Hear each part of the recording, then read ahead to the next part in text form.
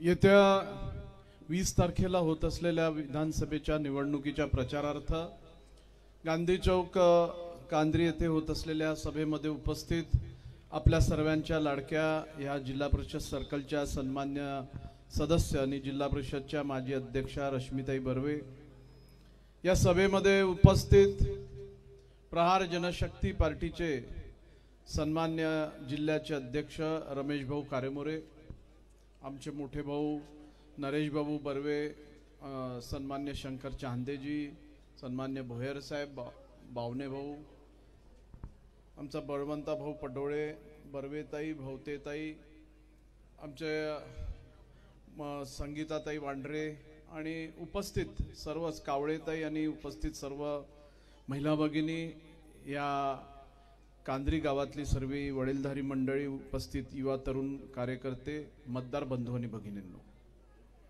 ही खूप महत्त्वाची निवडणूक आहे।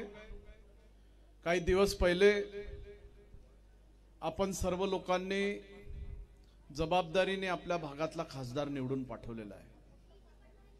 ही इतिहासामधली एक मोठी घटना आहे की थेट ग्रामपंचायत मधून, ग्रामसभेतून लोकसभेमध्ये एक सदस्य निवडून जातो, देशाच्या सर्वोच्च सभागृहामध्ये बसतो।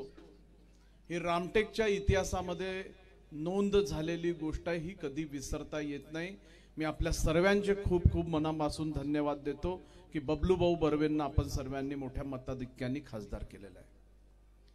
आता जोडीदार पाठवण्याची वेळ आलेली आहे। रमेश भाऊंनी आणि ताईंनी सांगितलं, ही बाब खरी आहे की दोन विचार वेगवेगळे चालत नाही।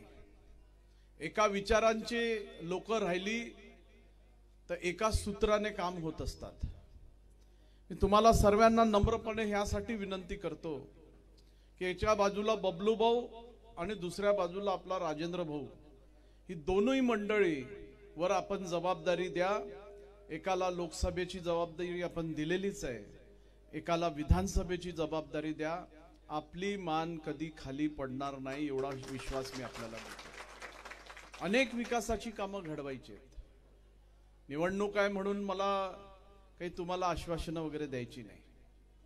निवडणुकीच्या पर्वावर अनेक लोक येतात, आपलं सांगतात आणि निघून जातात। आपण कर्म आणि कर्तृत्व करण्यामध्ये आणि कृतीमध्ये जास्त विश्वास ठेवणारी मंडळी आहोत। मी आपल्याला विश्वासाने सांगतो, या भागातले अनेक प्रश्न आहे, WCL संबंधित असणारे प्रश्न असतील, नव्याने ग्रामपंचायतचं रूपांतर ही नगरपंचायत मध्ये झालेले असल्यामुळे या नगरपंचायतला निवडणूक होणे अपेक्षित आहे। त्यानंतर बॉडी येईल, बॉडी आल्यानंतर प्रशासकीय कार्यकाळ संपेल आणि अध्यक्ष आणि सदस्य हे कामाला लागतील। ती निवडणूक लवकर होणेही गरजेचं आहे, कारण की ती जोपर्यंत होत नाही तोपर्यंत ज्या नागरी सुविधा आपल्याला प्राप्त व्हायला पाहिजे त्या आपल्याला तातडीने प्राप्त होणार नाही। या ग्रामपंचायत मध्ये अनेक विकासाची कामं झाली। मला आजही आठवतं, या चौकामध्ये नरेश भाऊ आपण ग्रामपंचायतच्या निवडणुकीमध्ये आलेलो होतो आणि मला वाटतं बलवंता भाऊच त्यावेळेस निवडणुकीमध्ये उभा होता। काही प्रकार घडले होते आणि प्रकार थांबवण्यासाठी, आपल्याला शांत करण्यासाठी सभा घ्यावी लागली, जी सभेचं रूपांतर निवडणुकीमध्ये होऊन गेलं होतं। बळवंत भाऊ मोठ्या मताधिक्याने निवडून आले होते, त्यांच्यावर जबाबदारी भेटली आणि कर्मधर्म संयोगाने आपल्या भागातली सून, आपली सुनबाई ह्या भागाची जिल्हा परिषद सदस्य झाली, जिल्हा परिषदची अध्यक्ष झाली आणि तिच्या हातातून अनेक विकासाची कामं आपण ह्या गावामध्ये आणि ह्या ग्रामपंचायतमध्ये बघायला आपल्याला भेटलेली आहे। मी आपल्याला विनंती करतो की WCL संबंधित असणारे विषय असतील, या भागातील अनेक तरुणांच्या हाताला रोजगार प्राप्त व्हावा अशी मोठी अपेक्षा घेऊन राजेंद्र मुळकडे सर्वजण पाहत आहे। प्रत्यक्ष आणि अप्रत्यक्ष पद्धतीचा रोजगार आपल्याला प्राप्त व्हावा या अपेक्षा आहे। लगतला असणारं कनांचं जुनं इंडस्ट्रियल इस्टेट होतं आपलं, अनेक कारखाने तिथे होती, ती सर्व कारखानदारी बंद झालेली आहे। एका काळात झालेल्या चळवळींचा प्रकार हा त्या भागातल्या आस्थापनांवरती पडला आणि त्या आस्थापना बंद झाल्या, हाही आपण कधी विसरता कामा येऊ शकत नाही.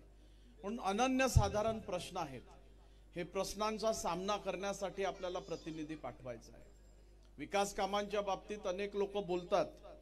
सध्याचे विद्यमान आमदार आव आणून सांगतात की अमुक कामं केले, टमुक कामं केले. ही काही उपकाराची भाषा आहे. आम्ही जे लोकप्रतिनिधी निवडून जात असतो ते आपल्या खिशातून पैसे खर्च करतो का? आमच्या खिशातून थोडी ना हे पैसे खर्च होत असतात.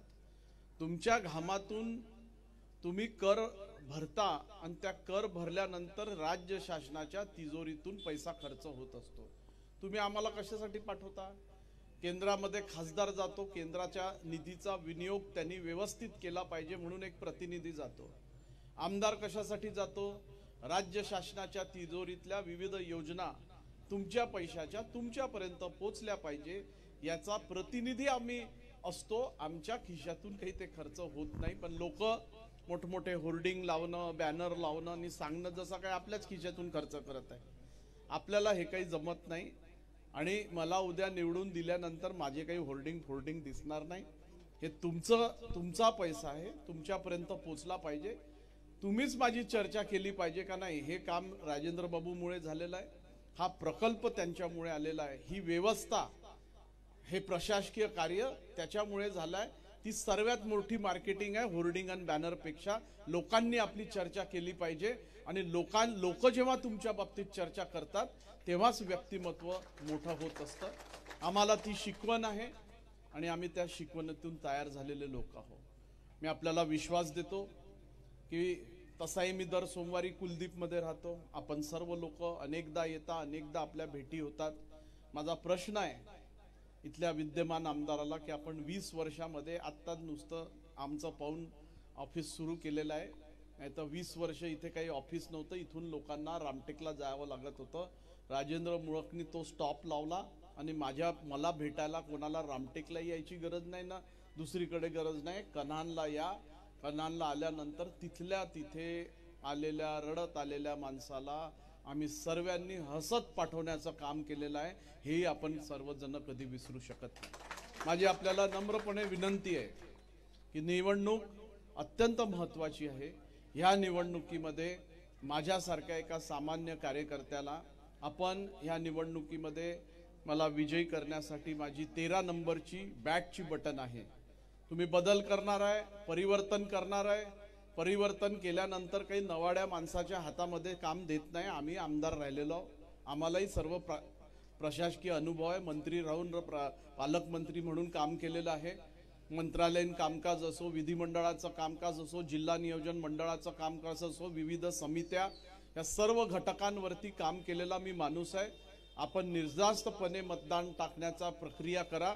मी आपल्याला विश्वासाने सांगतो की ह्या सर्व प्रक्रियेमध्ये खरा उतरण्याचं काम राजेंद्र मुळक केल्याशिवाय राहणार नाही एवढा विश्वास देतो. माझी चिन्ह बॅट आहे. बॅटनी बॅटिंग जी करायची आहे. रमेश भाऊ तुम्ही तर फायरिंग केलेली आज जोरदार.